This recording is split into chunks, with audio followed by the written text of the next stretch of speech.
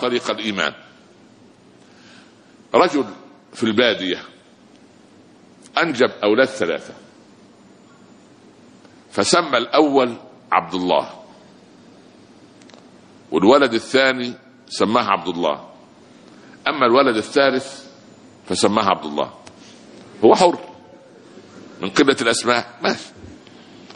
حانت لحظة الوفاة، الرجل لا يتحرك، نظر في السقف، أولاده قاعدين جنبه ال3، قال عبد الله يرث وعبد الله لا يرث وعبد الله يرث، وخرجت روحه.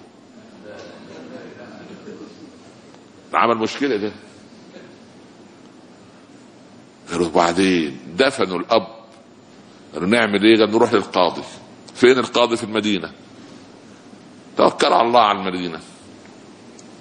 وهم في الطريق قابلوا أعرابيا ضل بعيره، قال يا أهل البادية، واضح عليهم شكلهم، أما رأيتم بعيرا لي؟ قالوا لا. قال طيب جزاكم الله خير، ومشي. نادوا عليه، قالوا تعالى. أول واحد قال له بعيرك أعور؟ قالوا نعم. فرح الرجل، قال ايه؟ بدأ يصفوها، يبقى ايه؟ يبقى شافوه. التاني قال له بعيرك أبتر؟ ديله مقطوع؟ قالوا نعم. فرح أكتر. الثالث قال له بعيرك أزور، يعني مايل كده على جنبه؟ قال نعم. قالوا لا والله ما رأينا بعيرك. الكذب يا عم ده. قال لا بد أن أخذكم إلى القاضي. قالوا احنا ريح روحك، احنا أساسا رايحين للقاضي. دخلوا على القاضي. أيها القاضي، هؤلاء البدو سرقوا بعيرا لي ووصفوه وصفا دقيقا ثم أنكروا أنهم ما رأوا. سأل القاضي، قال له انت ليش قلت انه أعور؟ قال له البعير يأكل يمنة ويسرى، وجدت العشب مأكول من ناحية واحدة والناحية الثانية لا يأكل منها، يبقى العين المبصرة بيأكل من ناحيتها، والعين غير المبصرة سبحان الله العظيم لا يأكل منها. الله. طيب وانت قلت ليه أبتر؟ قال ما هو لو له ذيل كان ينثر بعره فوق الرمال، ولكن طالما انه هو ذيله مقطوع فيتكوم البعر أكوام أكوام أكوام، وانا رأيت البعر مكوم أكوام، قلت ده ذيله ايه؟ من غير ذيل. طب وانت ليه قلت انه أزور؟ قال يعني دي بسيطة، عمق أقدامه في الرمل من الناحية اليسرى أكثر عمقا من الناحية الايه؟ اليمنى. قال يا رجل ليسوا بأصحاب بعيرك، توكل على الله. ما قضيتكم أنتم؟ قالوا لا، انت بقى اسمع قضيتنا دي قضية عجيبة، سيبك من بعير وكلام البعير.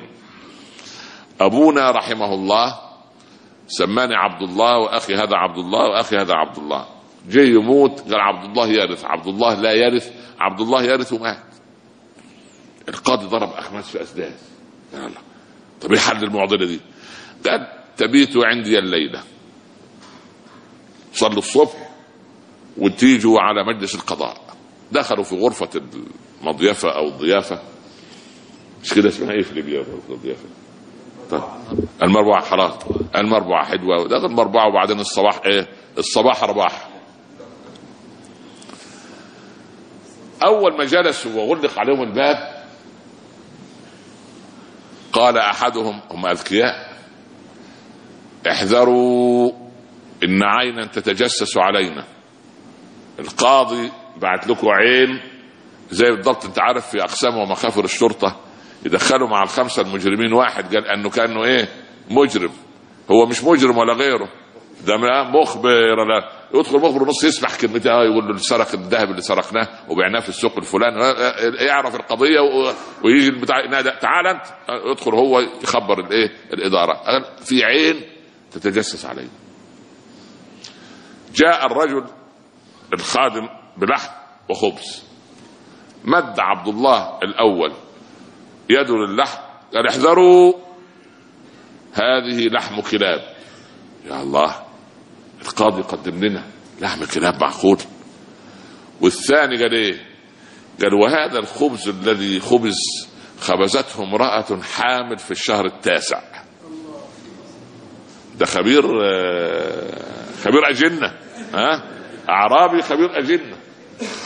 الثالث فجر قنبلة من العيار الثقيل، قال والقاضي الذي سوف يقضي بيننا ليس ابن حلال. احنا دخلنا كده في اعراض ويا الله. صباح الصباح صلوا الصبح وراحوا على مجلس القضاء. العين اللي كانت بتتجسس نقلت محضر الجلسة. القاضي قال انتوا ليه قلتوا ان اللحم لحم كلاب؟ قال ايها القاضي ان اللحوم التي نأكل تبدأ بالعظم ثم اللحم ثم الشحم. الضأن او البقرة او الجاموسة او الناقة او الشيء اللي نأكله تجد العظم وبعدين اللحم وبعدين الايه؟ الشحم دون من فوق. الطائفة الكلبية والسبعية الأسد والذئب والكلب يجري ويعدو العظم وبعدين الشحم وبعدين اللحم. لازم يكون عضلات من فوق عشان تكون قوية، لأن لو الأسد عنده الشحم من فوق ما يقدرش يجري، يعرق وما يقدر يموت. سبحان الله. راح نادى على الطباخ تعال يا ابن الحلال انت ايه اللي قدمته للضيوف؟ انت قبل المغرب بلحظات تقول لي فيه 3 ضيوف من البادية، القطيع تأخر في البر ما جاء فما رأيت إلا كلب القطيع، فقلت دول أعراب بدو يلا تكل على الله ذبحت لهم الكلب. يا الله. طب انت ايه اللي قال لكم ان اللي خبزت الخبز حامل في الشهر التاسع؟ قال له ايها القاضي رأيت الأرغفة منتفخة من ناحية وملتصقة من ناحية، ولأن المرأة بطنها أمامها فلم تستطع أن تميل لتدير الرغيف حول النار حتى يستوي من كل أطرافه، فالجزء اللي جنب النار انتفخ والجزء اللي بعيد عن النار ظل ملتصقا. القاضي يا اخوانا مين اللي خبز الخبز؟ قالوا فلانة اللي حامل في التاسع.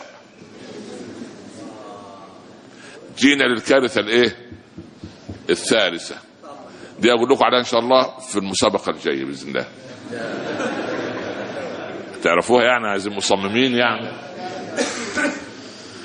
وما الذي أدراكم والعياذ بالله أني لست ابن حلال؟ قال الرجل أيها القاضي إن قاضيا مسلما يأتيه أناس متقاضون عنده أصحاب مشكلة يبعث عليهم عينا تتجسس لا من الكرم العربي ولا من الخلق العربي ولا من شيم المسلمين.